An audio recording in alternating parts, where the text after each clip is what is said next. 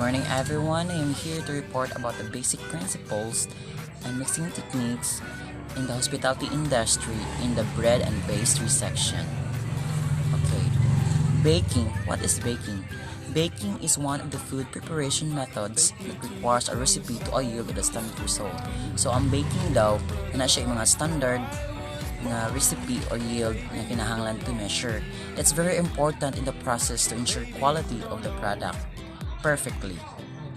So, according to the process, you can achieve perfect bake if you surely follow the process and its recipe. There are 4 basic principles in baking. First, observe the accurate measurement. So, it's a secret to make successful products on how ingredients measure by using the right tools. So, the right tools I'm using in the accurate measurement is the measuring cups that currently nga permi na ito makita, measuring cups. And second, accurate quantity and proportion. So, in the recipe, naman ganyan 1, 4, 3, 4, you must follow the recipe because it's essential to generate the desired product quality. So, it's up on the measurement kung manindot ang product. Third, use the exact ingredient as stated in the recipe. So, as we observe, you must follow the recipe to get the perfect, good quality product. 4. Follow the correct mixing method and baking procedure. These are the following mixing techniques. These are the various process regarding how to mix ingredients. So, what is mixing? Mixing is the result of both ingredients that may affect the flour mixtures and its components. So, mixing is currently used permi sa bread and pastry. Magunay basic permi gamiton sa bread and pastry, resulting for good quality to produce. So, these following are the mixing techniques. First, creaming. Creaming is rubbing 1 or 2 ingredients using the mixing bowl or the wooden spoon or the spatula to make it soft, fluffy. Next will be the cutting in. Method cuts fats into small pieces, coating them with flour to form crust. Used for pastry and biscuits. Next will be the folding. Involves one delicately texture such as beaten with egg white and whipped cream and gently to retain air in the mixture. Next will be the cut and fold that usually used in the baking process. Combination of 2 motion using spatula or spoon which will make the ingredients mixed well. Next will be the beating. It's very crucial to incorporate air in the mixture. It will affect the product quality. It's used by wire whips and egg beaters to make it perfectly. Stirring. Combine the ingredients to make it fully done. Rotating by wooden spoon. Whipping. Whipping is a process of beating eggs and cream to fill them with oil and make them thick and floppy. To ensure nga the imong whip kay kuan siya perfect, imo siyang ituwad. If ever matagak gani siya, di pa siya perfectly. Kung di lagi siya matagak, kung ituwad nimo sa mixing bowl ang imong gimix, that's nga sakto ang imong gikuan. Perfect to siya nga pagka-whipped. Sifting, process of separating coarse particles in the ingredient by passing through a sieve. Sifting para likay like the sugar, the flour, used to be sifting para dili siya mabutangan og mga particles in case na nay mabutanga gagmay mga hugaw sud sa mga flour kay di man ta malikayan. It's sure to make sure that customer dili maka-eat og something hazardous ato ang food. Good morning everyone. So I am Charlie S. Sabandalagan from Team Bantok. So let us proceed production method. Production method. There are 2 methods applied in making bread that includes the following. First, bulk fermentation process, and the second one is Curlywood bread process. So, what is bulk fermentation process or BFP? Bulk fermentation process is the traditional method of bread making. In this process, ingredients are mixed all together to form a dough and left to ferment up to 3 hours. On the process of fermentation, dough mixtures changes its appearance from short, dense mass dough to elastic dough.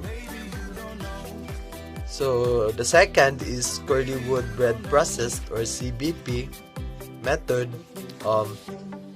Curlywood bread process is to modify the dough protein structure and improve its ability to stretch and retain gas during yeast fermentation in short period of time. So let us proceed the making dough. So dough is a mixture of dry and liquid ingredients commonly used for baking bread and pastry. So let us proceed the procedures how to make dough. So first is mix yeast with flour. After the flour has been measured, yeast is then added. The second one is add liquid to the powder mixture. So you must using the instant read thermometer and liquid temperature should be checked.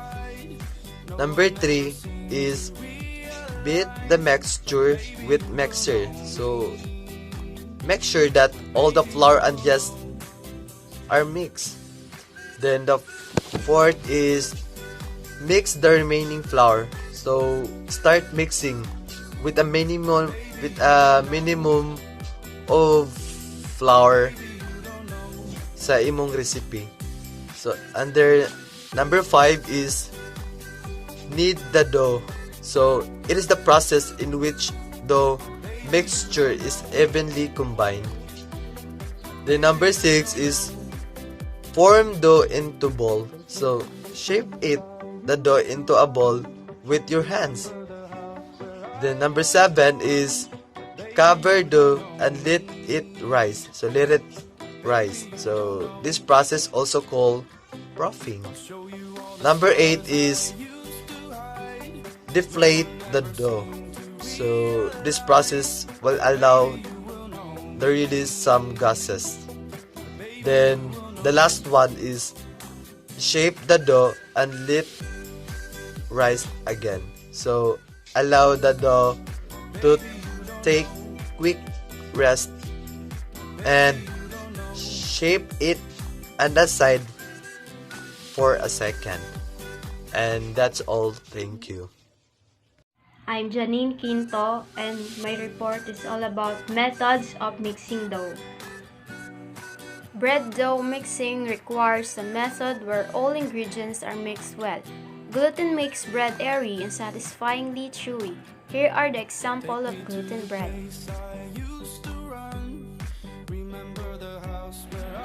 Three methods of mixing.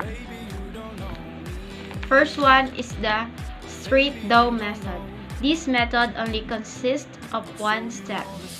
Combine all the ingredients in mixing bowl, then mix. But using this method, there is a possibility that the yeast don't evenly distributed in dough or to the dough. Therefore, it is safer to mix yeast separately with a little water. Once the dough is kneaded or mixed, set aside to rise. The second one is the modified straight dough method procedures. The purpose of this modified straight dough method is to ensure the even distribution of the fat and sugar present in the enriched dough. This method is very simple but requires a few more steps compared to the straight dough method. Third method is the sponge method.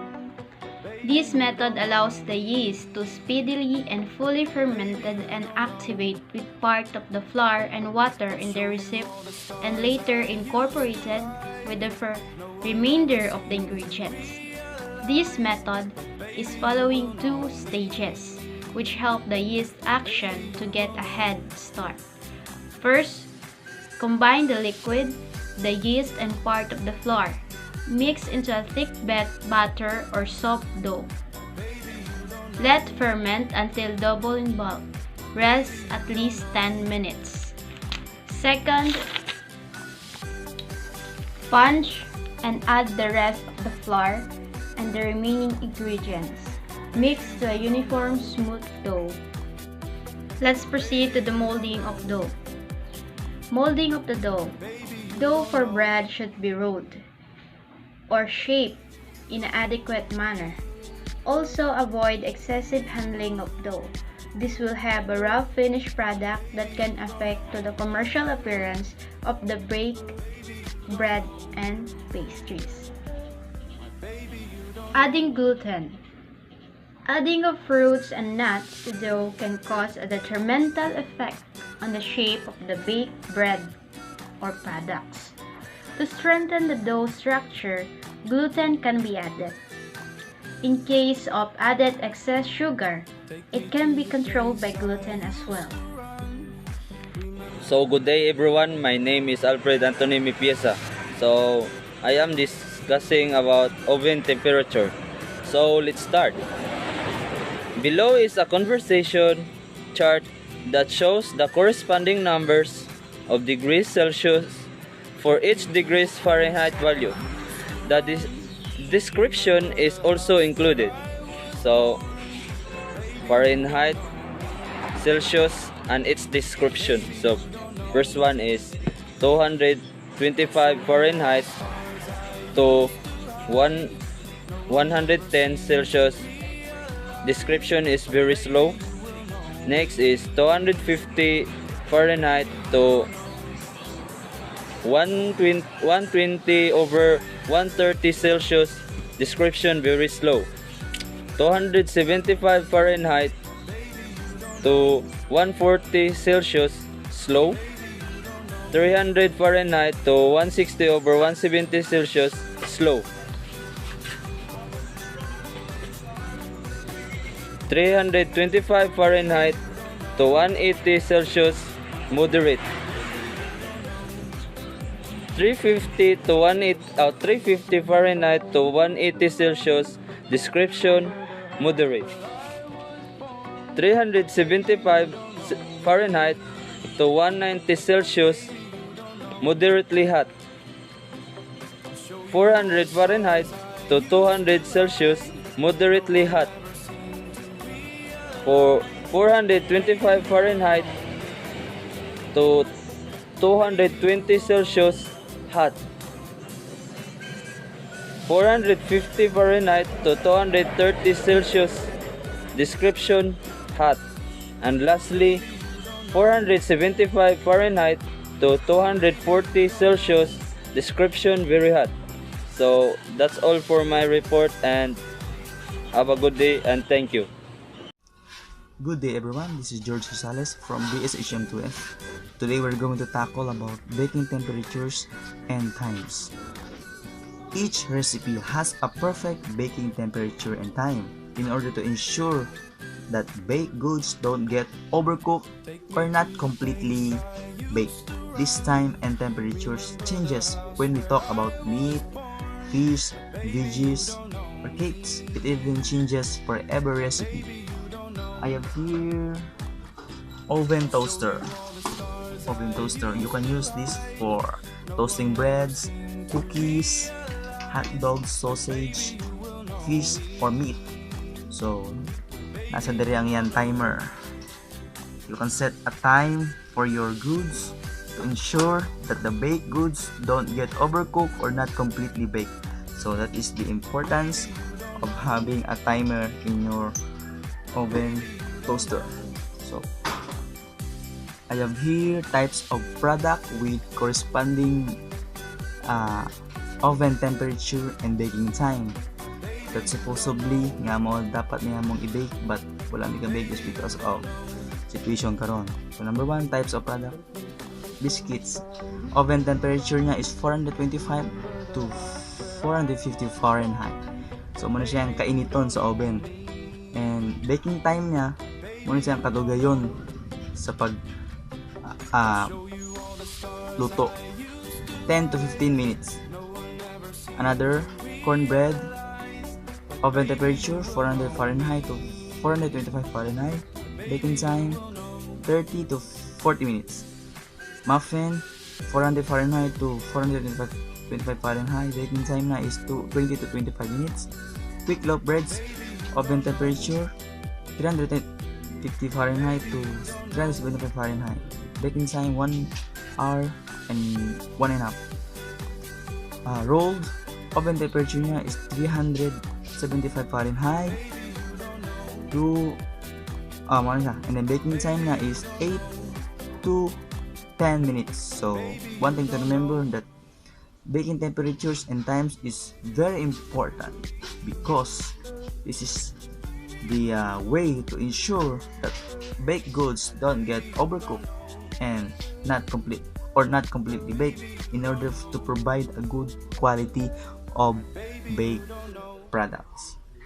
So that was my report. Thank you very much for listening. Happy New Year.